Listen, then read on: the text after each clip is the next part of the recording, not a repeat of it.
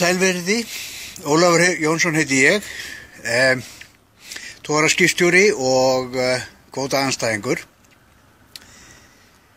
Ég ætla að fá að segja ykkur sögu.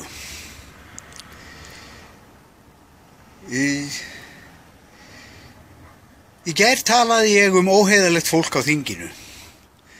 Óheiðarlegt fólk sem við höfum kosið inn á þing. Þegar ég var ungur maður, þá var ég í stóru samkvæmi þar sem ungur stjórnmálamaður fór í pontu og talaði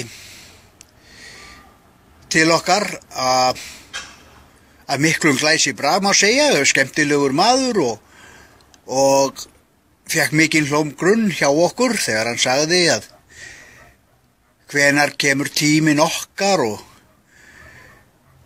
þá munum við nú breyta þessu til batnaðar og ég veit ekki hvað og maður bara stóð með stjörnur í augunum. Jú, til að gera langa sögu stutta, Davíð Oddsson var kosinn með gífurlegum meirihluta sem borgarstjóri í Reykjavík í sínum fyrstu kosningum.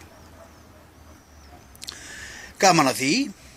Ég var þá að vinna hjá stórfyrirtæki borgarinnar, var skipstjóri hjá Bæjarútgerð Reykjavíkur á Snorra Sturlusyni og ég varð vitni að því hvernig fyrirtækið reis upp og blómstraði á þessum árum. Frystihúsi var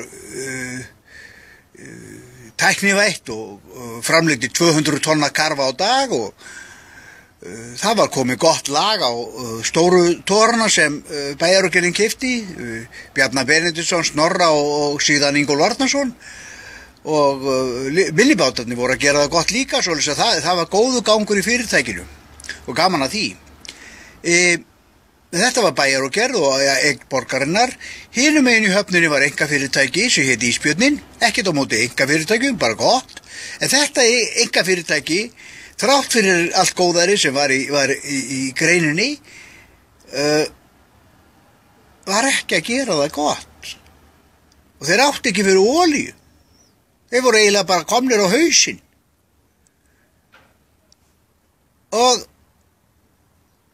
þá tekur þessi nýji glæsilegi ungi borgarstjóri eign borgarinnar, eignina okkar, Bæjarútgerð Reykjavíkur og sameinar hana við litla ljóta andarókan hinum megin í höfninni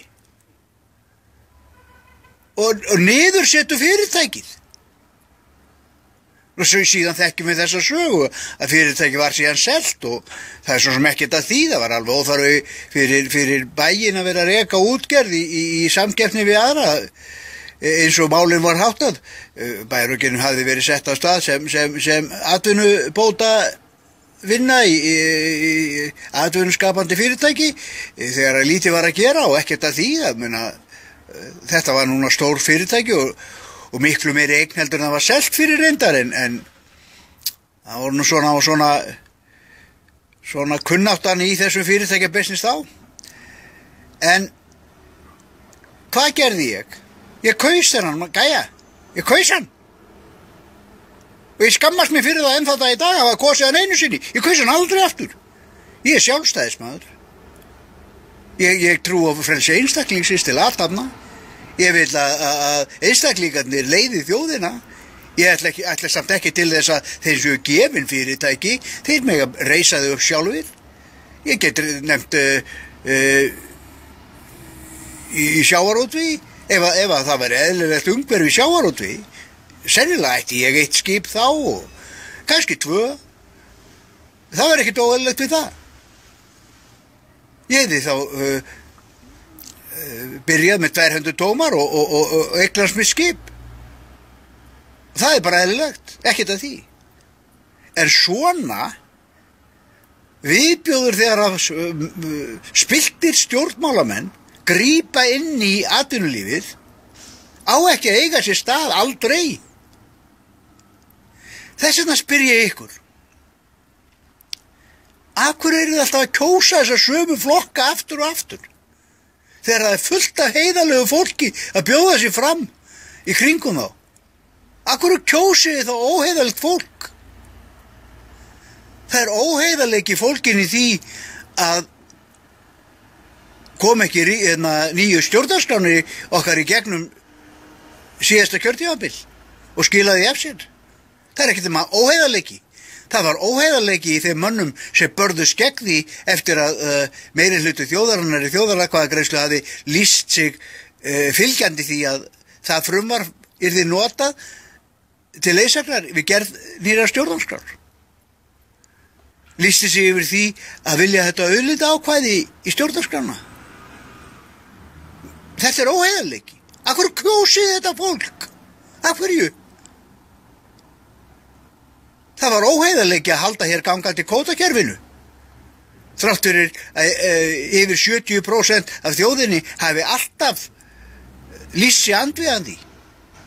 Það var óheiðarleiki þegar að formaður Sjálfstæðisflokksins gekk gegn skýrum loforðum að moka Framsóknarflórinn en fór og varð aðal stuðningsmaður kvótakerfisins í landinu. Þetta var óheiðarleiki. Við verðum að gera greinarmun á því hvaða fólk við erum að kjósa. Ég vil koma með eitt ráð fyrir næstu kosningar þessara þjóðar. Kjósiði eingöngu heiðarlegt fólk á þing og sjáum hvort að hagur okkar batnar ekki og framtíð komandi kynslóða verði ekki trygg. Við getum ekki ausið framtíðina aur og drullu spillingar nútímans. Takk fyrir í dag, sjáumst á morgun.